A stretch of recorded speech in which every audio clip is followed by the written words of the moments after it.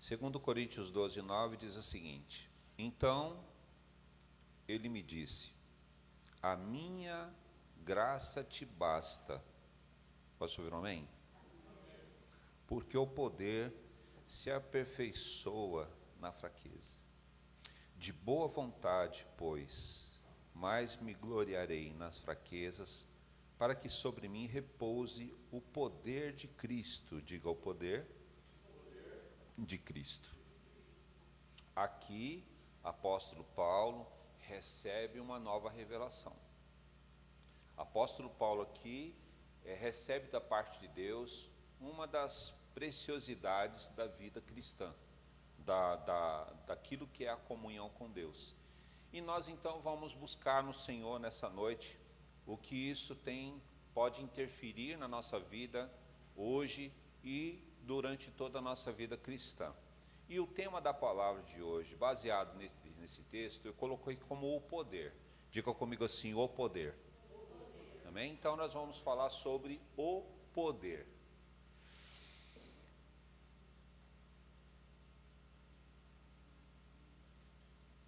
Tem uma frase que o pessoal usa, né, quando se fala desse assunto, que é: se você quer conhecer alguém, dê poder a ela. Você já ouviu essa frase? Tem uma frase que diz, né? Se você quer conhecer alguém, dê poder a ela, né? E eu fico então, quando o Senhor começou a ministrar o meu coração em algumas coisas que o Senhor me trouxe essa semana, o que é o poder, irmãos, né? O que é o poder, né? Em que isso afeta ou de alguma forma soma ou subtrai na nossa vida, né? Afinal de contas, o poder, ele escraviza ou ele liberta? O que vocês acham? O poder escraviza ou liberta? O que vocês acham, né? O poder escraviza ou ele te dá asas? Depende, né? Quem aqui, se você olhar para você assim, né, dentro desse entendimento, você não precisa me responder, mas quem aqui dentro quer poder? Quem aqui quer poder? Quem aqui, se você olhar para você mesmo assim, né, que resposta você daria a isso? Se eu dissesse para você verbalizar, quem aqui quer poder, né? Eu digo que todos nós não só queremos poder, mas nós precisamos de poder para viver. Você precisa de poder para andar, sim ou não? Você precisa de poder para falar. Então, o próprio existir já é uma necessidade de poder, né? Agora, eu digo algo para você. Se você tivesse poder de tirar a dor de todos, se você tivesse o poder de tirar a dor de pessoas, de animais, tirar a dor, aonde você chegasse, você tiraria a dor com facilidade. Como você seria? Se você tivesse autoridade, pare um pouquinho para pensar. Duas coisas eu vou te perguntar. Imagine você com o poder de tirar qualquer tipo de dor. Como você seria? Eu vou dizer uma das coisas que eu fiz no início da minha vida cristã, né? A questão do primeiro amor é interessante, porque o primeiro amor, você está realmente com um desejo tão grande de descobrir as coisas do Senhor, porque a sua vida é impactada. Jesus, ele muda muito a nossa vida quando nós temos as primeiras experiências com Ele. Mas, ao mesmo tempo, a gente sabe muito pouco de fundamento bíblico, né? Mas a gente quer fazer, né? Algumas coisas assim, nesse começo, eu queria fazer muito em pouco tempo, né? E aí era um tempo que eu facilmente era repreendido pelo meu pastor, porque tinha coisas que eu queria fazer, mas eu não podia fazer, né? Igual uma vez teve um culto que o meu pastor falou de púlpito, que tinha alguns obreiros da igreja que estavam indo para a Praça do Imbu e pondo a mão na cabeça de todo mundo, era eu, né? E aí até ele me explicar que não era dessa forma, né? Eu pegava lá, aprendi, eu vi ele fazer na igreja, peguei uma mesa, fui lá para a praça, pus a mesa, pus óleo, um caderninho do lado, as pessoas chegavam e metiam a mão na cabeça e oravam, né? E o pastor falou, não é assim, tem um procedimento. Uma outra coisa que eu queria muito, eu pedia para Deus, eu falava, Senhor, me dê o dom de cura. E aí, o que tinha na minha inocência, né, cristã? Eu ia fechar os hospitais, porque eu ia entrar nos hospitais e ia mandar todo mundo embora. Eu ia entrar nos quartos, orar, e os médicos iam dando alta e o povo ia para casa. Porque eu tinha essa expectativa no início da minha vida, na minha chamada, que assim, se Jesus cura, eu vou entrar, vou orar, as pessoas vão ser curadas e elas vão para casa. E eu te pergunto, se você tivesse o poder de tirar a dor, como você seria? Outra coisa que vem em seguida a essa pergunta, como seria o mundo? Com você no mundo dessa forma, porque você ia alcançar o mundo. Como que o mundo seria através da sua vida e como você seria, né? Vou dar um exemplo de poder, que eu me lembrei quando eu estava construindo essa palavra. Teve uma prefeita, se não me engano, no interior de São Paulo, que alguns anos atrás, ela decidiu que todos os setores públicos ela pintaria de cor-de-rosa. E aí teve uma reportagem, a cidade cor-de-rosa. Aí eu me lembro dos lixeiros com a roupa de trabalho cor-de-rosa, e os caras falando sobre essa cor em toda a cidade, o quanto constrangia a cidade. Então a prefeita teve o poder e dentro do poder ela definiu. Consegue compreender o que eu estou dizendo a vocês, né? Então dentro desse contexto de poder, vamos para 2 Coríntios capítulo 12, verso 9, na parte B, no finalzinho do texto, que o apóstolo Paulo diz assim, para que sobre mim repouse o poder de Cristo, diz o texto. E aí eu digo para os irmãos, né, o que de fato Paulo queria. Quando Paulo, ele expressa isso, me responda, por favor, o que Paulo queria? O que Paulo queria? Quando no final do verso 9 diz, para que sobre mim repouse o poder de Cristo, o que Paulo queria? O que Paulo queria, igreja? Capítulo 12, verso 9. Então ele me disse, a minha graça te basta, porque o poder se aperfeiçoa na fraqueza. De boa vontade, pois, mais me gloriarei nas fraquezas, para que sobre mim repouse o poder de Cristo. O que Paulo quer? Pode ir até você e perguntar, eu vou sair daqui e vou perguntar. Pode? O que Paulo queria? É o frio? Vocês estão quietinhos desse jeito? O que Paulo queria? Diga comigo, poder. Amém? Paulo queria poder, né? O apóstolo Paulo queria poder. Primeiro ponto da palavra de hoje. Poder de Cristo não é soberba. Posso ver amém? Então, primeira definição cristã por revelação e por fundamento bíblico. Todos nós queremos poder.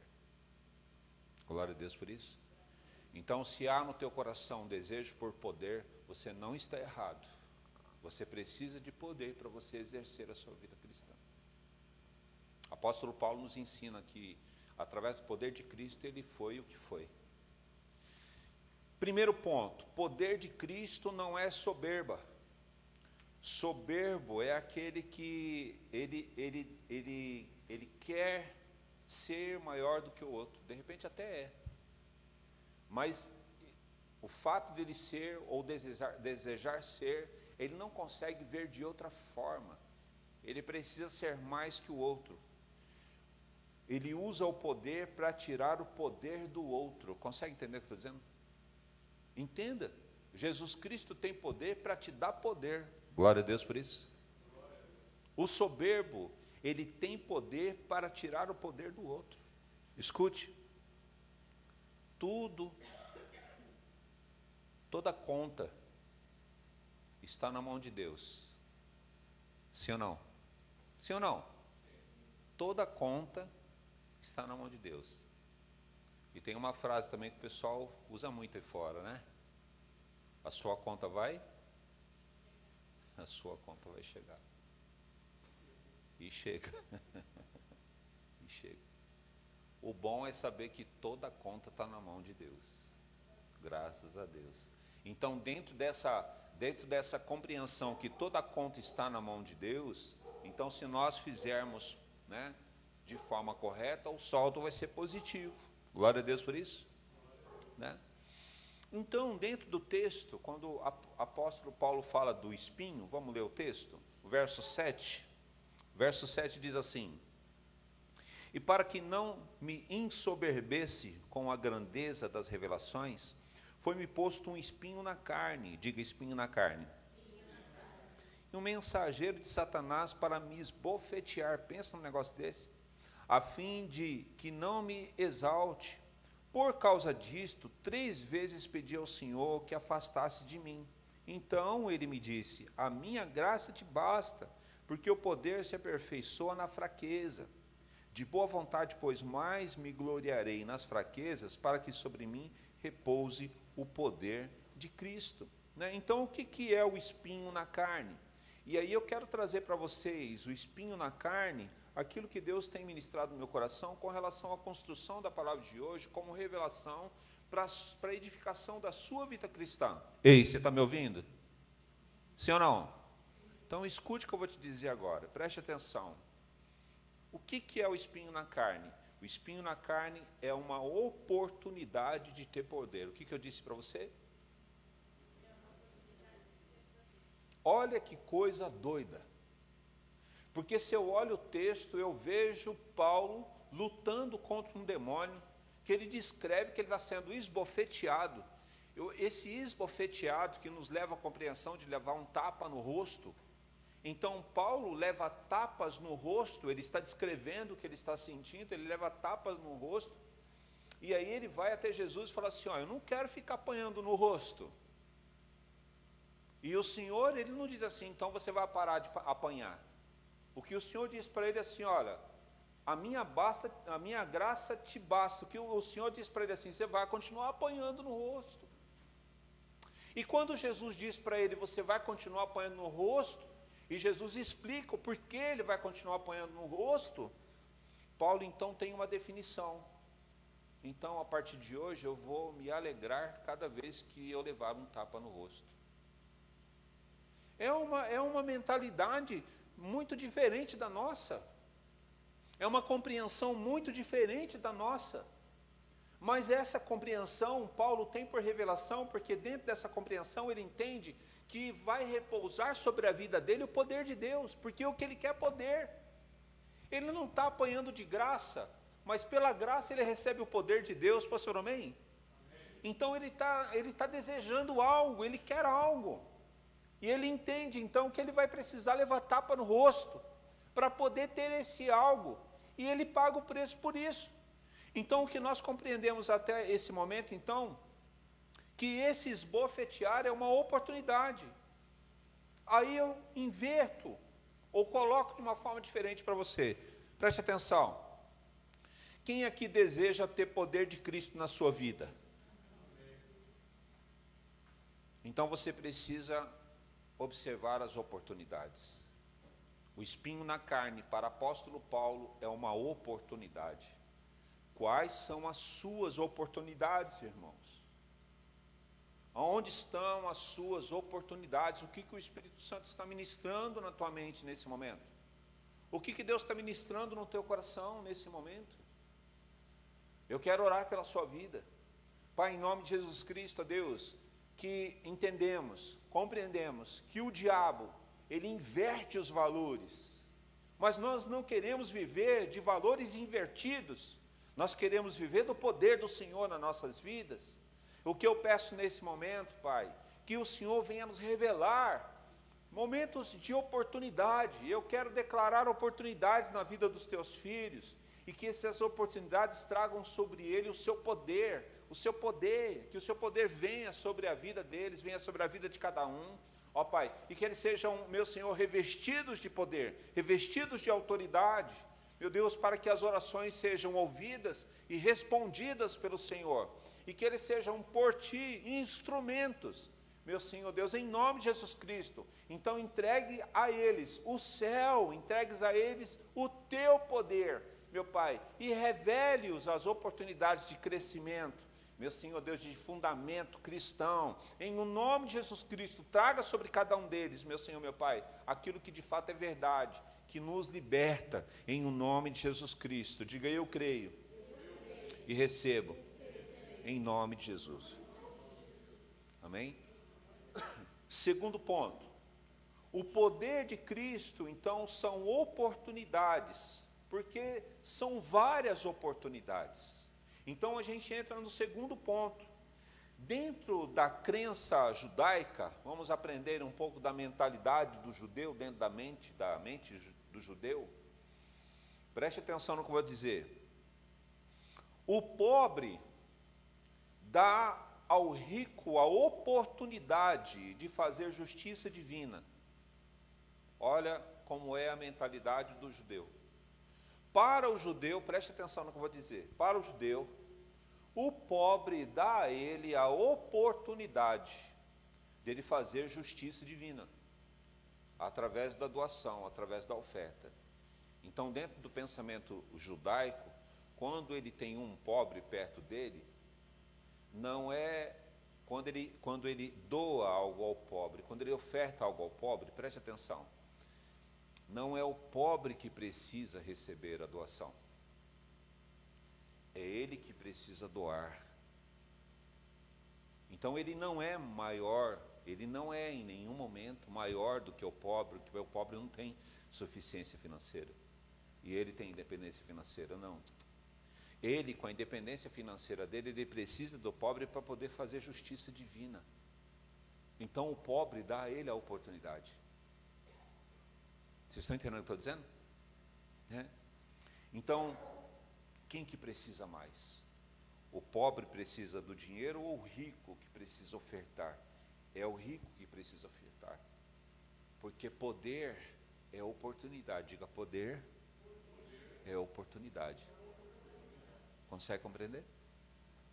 Todo poder que você tem na mão uma oportunidade. Consegue compreender? Você consegue entender para onde o Senhor está nos levando essa noite?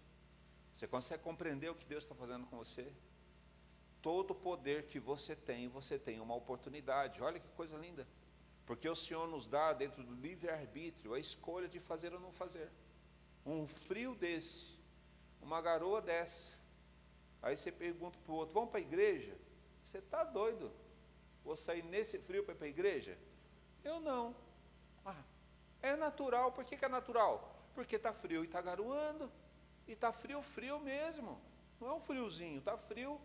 Eu tenho o poder de ficar em casa, mas eu também tenho a oportunidade, glória a Deus, de exercer o poder.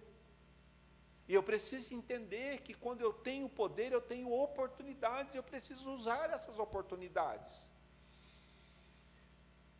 Então eu tenho o poder de servir a igreja. Servir a igreja é o poder que eu tenho e é uma oportunidade, né?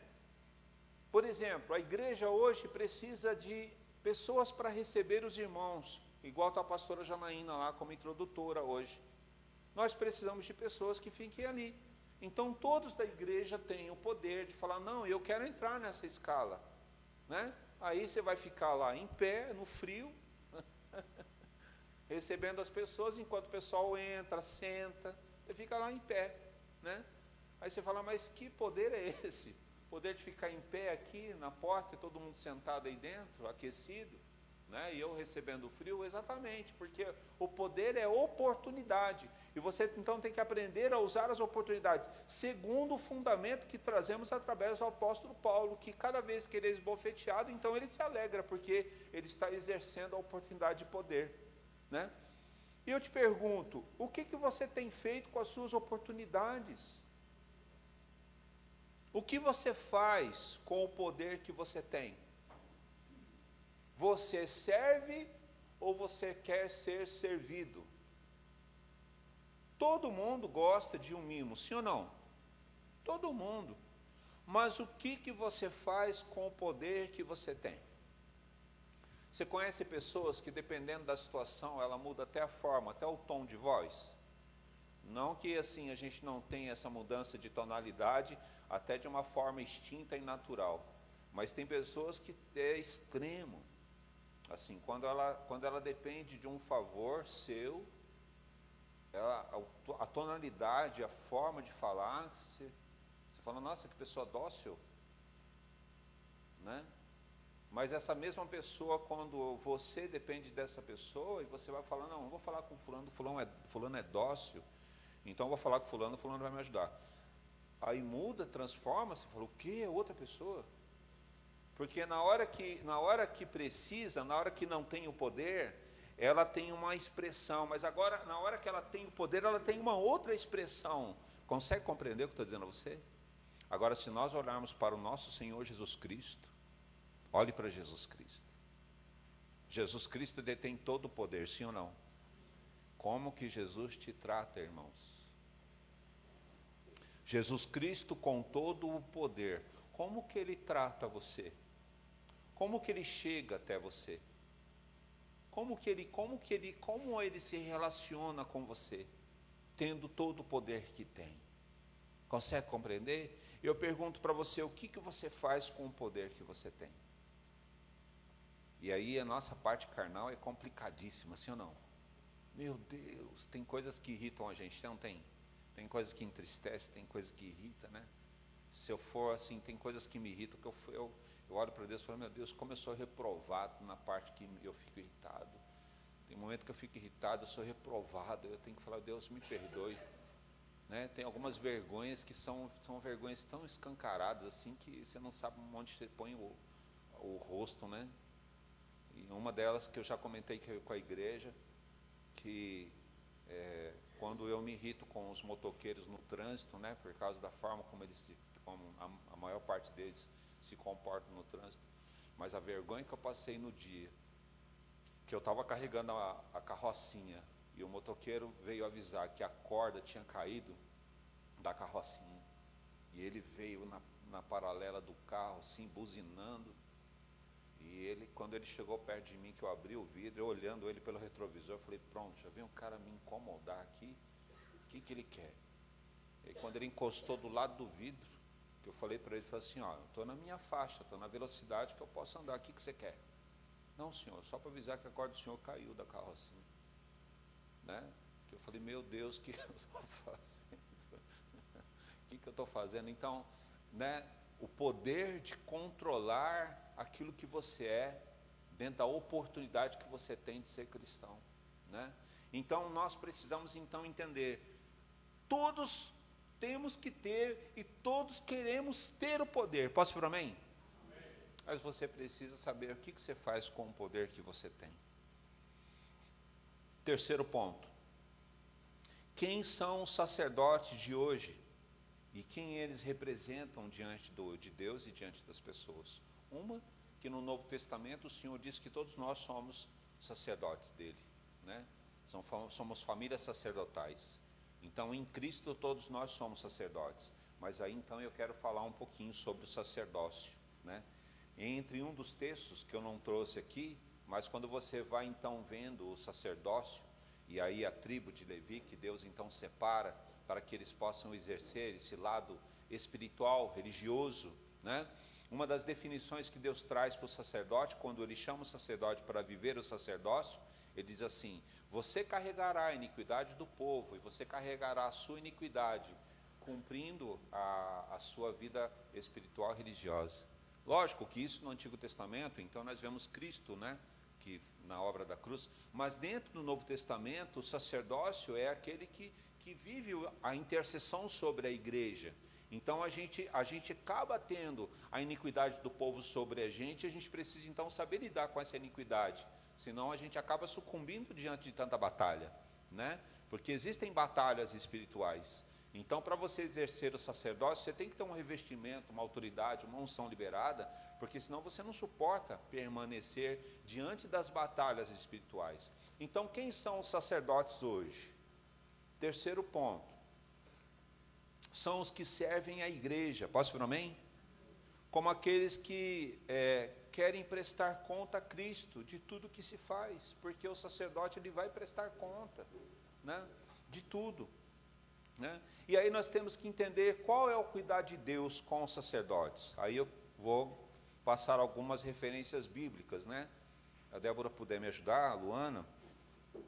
Vamos lá para Números, Números capítulo 18. Números capítulo 18, vamos ler o verso 12.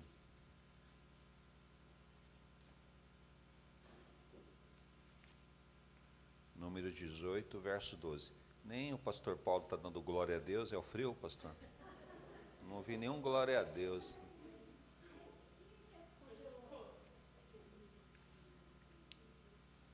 Números 18, verso 12.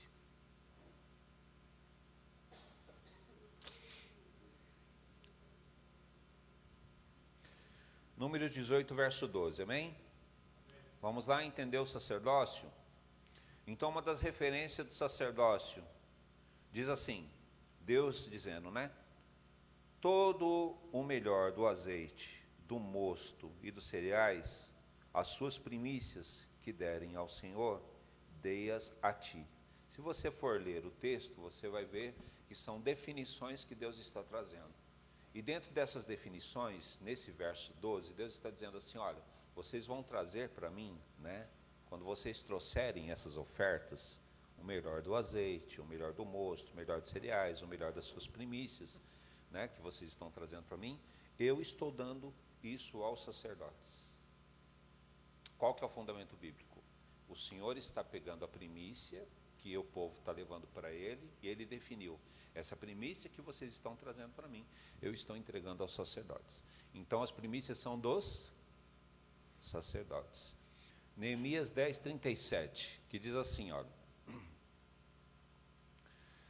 e que as primícias da nossa massa, as nossas ofertas alçadas, fruto de toda a árvore, o mosto e o azeite, traríamos aos sacerdotes, as câmaras da casa do nosso Deus, e os dízimos da nossa terra aos levitas, e que os levitas receberiam os dízimos em todas as cidades da nossa lavoura. Vai falar do dízimo aqui também, mas a gente vai ficar com primícias. Aqui Neemias, ele está então reestruturando, né, o povo de Deus, depois da escravidão, e aí ele está trazendo aquilo que se perdeu, que são os mandamentos do Senhor, e dentro dos mandamentos, dentro das leis, né, ele fala sobre a primícia, que a primícia então é entregue aos sacerdotes. Glória a Deus por isso. Deus pede para a gente guardar 3 festas bíblicas. Quais são elas? A Páscoa. Quais são as outras 2? Pentecostes e Tabernáculos. Então diga comigo assim, Páscoa, Pentecostes e Tabernáculos. Cada festa ele tem um propósito espiritual. Quando a gente vai falar de Páscoa, é libertação, glória a Deus. Quando a gente fala de Pentecostes, é primícias. Pentecostes é os primeiros frutos. E o que nós precisamos compreender sobre a primícia com relação a tabernáculos, a Pentecostes com relação a tabernáculos? Primícia, vamos então entender o povo de Israel. Qual era o trabalho que marca o povo de Israel? Em que eles trabalhavam? Com o que eles trabalhavam no tempo bíblico? Qual era o trabalho deles no tempo bíblico? Que marcava a vida deles? Que tipo de trabalho que era? Agrícola, era a terra. Tanto é que o calendário deles, nós estamos dentro de um calendário, né, do nosso tempo, o nosso janeiro, dezembro, está dentro de um calendário do nosso tempo, mas o calendário deles é um calendário baseado no período agrícola. O ano novo deles é agora, setembro, outubro. Por que o ano novo deles é setembro, outubro? Eles estão no ano 5000 e alguma coisa aí. Mas independente disso, por que o ano deles é setembro, outubro? Porque setembro, outubro é o período que vem a colheita, que vem o resultado de todo o trabalho agrícola que eles tiveram. Então é dentro do trabalho agrícola que vem a lei, e dentro da lei o Senhor vai instituindo então o que é primícia, o que são os dízimos que eles precisam entregar. Então o que você precisa compreender? Que durante o ano, a primícia era dada uma vez no ano. O dízimo era dado uma vez no ano. Porque eles recebiam, a vida deles era, o recebimento era anual. Consegue compreender o que eu estou dizendo? Né? O nosso recebimento hoje é como? Mensal, a maior parte é mensal. Tem gente que é quinzenal, tem gente que recebe diariamente, aqueles que trabalham, tem gente que trabalha por conta, tem várias rendas diferentes, sim ou não? Então, quando nós olhamos o princípio, qual é o princípio? O princípio é Pentecoste. Pentecoste é primícia. Então, o que se leva primeiro para o templo? Primícia ou dízimo? Hã? O que se leva primeiro para o templo? Primícia ou dízimo? Primícia. É a primícia. Você leva a primícia para o Senhor, mas o que o Senhor definiu sobre a primícia? Você vai pegar a primícia que você está levando, Deus disse para você assim, ó, você vai pegar a primícia que você está levando para mim e você vai entregar para o sacerdote. Então a primeira coisa que nós fazemos é entregar a primícia, e depois nós entregamos o dízimo. A questão não é o valor, a questão é a revelação. Consegue entender? A questão não é o valor, a questão é a revelação. A revelação, o fundamento bíblico, o pensamento judaico, e o que a gente precisa resgatar é aquilo que você faz para que você venha viver a prosperidade do Senhor sobre a sua vida. Aí o que o livro de Ezequiel 44:30 diz? Vai lá, Débora, me ajuda aí. 44:30. O que diz aí? Ezequiel 44:30. Está na TV? Olha aí, estamos na TV. E as primícias de todos os primeiros frutos, de tudo e toda a oblação, de todas as vossas oblações, serão dos sacerdotes. Também as primeiras das vossas massas dareis ao sacerdote. Para que faça o quê? Repousar o quê? A bênção sobre a sua casa. O que o apóstolo Paulo está buscando lá no capítulo 12, verso 9 de 2 Coríntios, quando ele diz assim, olha, então ele me disse, a minha graça te basta, porque o poder se aperfeiçoa na fraqueza. De boa vontade, pois, mais me gloriarei nas fraquezas, para que sobre mim repouse o poder de Cristo. Repousar o poder de Cristo, repousar as bênçãos sobre a sua vida, é tudo do Senhor dentro da mentalidade do fundamento revelado. O poder, você tem que usar o poder que você tem para você viver a libertação do Senhor sobre a sua vida. Pastor, amém?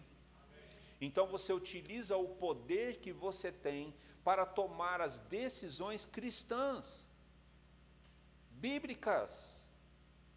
Porque se nós não tivermos fundamento bíblico, irmãos, quem somos nós? Se a nossa identidade está em ser cristão e servir a Cristo, e se você não consegue servir e nem viver aquilo que está escrito, quem é você? Aonde está a sua identidade? Porque nós entendemos que todos queremos poder, todos. Tanto os que são da igreja, como aqueles que não são da igreja, todos querem poder. A diferença é que aquele que quer o poder fora da palavra é um poder soberbo, em que ele quer diminuir o outro. Agora, aquele que tem o poder de Cristo é um poder de servir. Glória a Deus por isso. É um poder de servir. E aí, falando-se dentro da mentalidade judaica, quando a gente fala do pobre ou qualquer oportunidade, mas quando você tira algo seu para entregar no outro, não é o outro que precisa, é você que precisa aproveitar a oportunidade. E olha a oportunidade que o Senhor está dizendo para você. O Senhor está dizendo que se você pegar um dia do seu trabalho e você entregar na mão do sacerdote, você está recebendo a oportunidade de ter as suas bênçãos repousadas sobre você. Não é o sacerdote que é beneficiado, é você que é beneficiado, porque você utiliza da oportunidade, com o poder que você tem, de decidir primiciar ou não. Romanos capítulo 11, verso 16, que diz, e se forem santas as primícias da massa, igualmente o será a sua totalidade. E se for santa a raiz, também os ramos serão, né? E aqui a gente vai entrar dentro de uma outra parte também, que a gente consegue entender melhor com Paulo, que quando você então entrega a sua primícia santifica toda a sua vida financeira. Quarto ponto e último ponto da palavra de hoje. Então, o poder de Cristo está na mudança de mentalidade. Diga, o poder de Cristo está na mudança de mentalidade. Então, vamos voltar para 2 Coríntios, né? E vamos ler então o 9, depois a gente vai ler o 10. E olha aqui que o apóstolo, aí diante de tudo que nós, né, estamos recebendo de Deus hoje, veja o que o apóstolo Paulo, ele nos entrega através da sua revelação. Então vamos lá. 2 Coríntios capítulo 12, deixa eu achar aqui. Verso 9, então, depois de ser esbofeteado, no verso 9, então, o Senhor diz para Paulo, então o Senhor me disse, né? Então ele me disse, a minha graça te basta, porque o poder se aperfeiçoa na fraqueza. De boa vontade, pois, mais me gloriarei nas fraquezas, para que sobre mim repouse o poder de Cristo. Glória a Deus por isso. Olha o verso 10. Que loucura é essa? Olha o verso 10. Pelo que, preste atenção nisso, irmãos. Sinto prazer. Sente prazer em quê, Paulo? Eu sinto prazer nas fraquezas. Eu sinto prazer quando sou injuriado. Eu sinto prazer quando tenho necessidades. Eu sinto prazer quando sou perseguido. Eu sinto prazer quando estou angustiado por amor de Cristo. Aí ele finaliza, porque quando sou fraco, então eu sou forte. Para pensar nisso. Pega os dias que você, de alguma forma, está passando por dificuldade. Olhe um pouco a sua vida e pegue os dias que você mais triste estava, ou mais nervoso, mais decepcionado. Aqueles dias que você estava assim, com o desejo de desistir de tudo, a vontade de parar com tudo, a vontade assim de parar. Pensa nesse dia, pensa nesse dia. E se eu disser para você que esses dias foram as suas melhores oportunidades? Para pensar nisso, irmãos, para ver o quanto que nós estamos contaminados pelo diabo. Porque a mentalidade de Cristo, porque Cristo quando vem com a mentalidade dele, ele vem com a mentalidade dele sobre nós, para que repouse sobre nós o poder dele. Posso ver amém? Pensa nisso. Nesses piores dias foram os dias que você teve a oportunidade de receber poder. Esses dias eram dias que, sabe, Deus lá no céu falando assim, hoje eu vou repousar poder sobre a vida do meu filho. Hoje eu vou repousar poder sobre a vida da minha filha. Glória a Deus por isso. E a gente aqui embaixo descabelado, pedindo a morte muitas vezes, dizendo que não quer nada, que vai sair da igreja, que não quer mais nada com nada, e já está tudo liberado do céu para você receber poder. De repente você olha, de repente num momento desse você lembra de um texto de Paulo, fala assim, Paulo estava sendo esbofeteado, acho que eu deve estar no ringue lá com a luta de Muay Thai lá. É porrada para todo lado. Né? Se Paulo foi esbofeteado, acho que eu estou levando pesada de tudo quanto é canto aqui. É o espinho na carne. É o momento mais lindo da sua vida, porque é um momento que você tem que se regozijar. Para com isso. Você tem que se alegrar. Falar, que é isso? Que absurdo é esse? Pois é. Era o dia que você tinha que dormir melhor ainda. Era o dia que você não ia precisar de calmante, você ia deitar e dormir. Porque você fala, hoje eu estou recebendo poder, não é possível. Ou eu estou recebendo poder, ou eu estou doido de vez. Consegue compreender o que é isso? Porque o Senhor nos aperfeiçoa na nossa fraqueza. Glória a Deus por isso. Eu te pergunto, você quer poder de Cristo? Consegue compreender a mudança que você tem que ter para você orar e ver Deus responder. Agora imagina, aí você vê o resultado. A gente vê o esbofetear, mas e o resultado? Paulo, quando visitava alguém que iria embora, as pessoas que iam limpar o quarto, que tocavam na roupa de cama, recebiam cura. Para pensar num negócio desse. O que é que esse homem recebeu da parte de Deus? E é isso que nós queremos. Sabe por que nós estamos aqui? Porque nós queremos isso. Nós queremos orar e ver Deus responder, sim ou não? Você não quer orar e ver Deus responder? Deus está dizendo para você como receber. Ele está dizendo para você essa noite: uai, você não quer tanto o meu poder? Eu estou te ensinando como recebê-lo.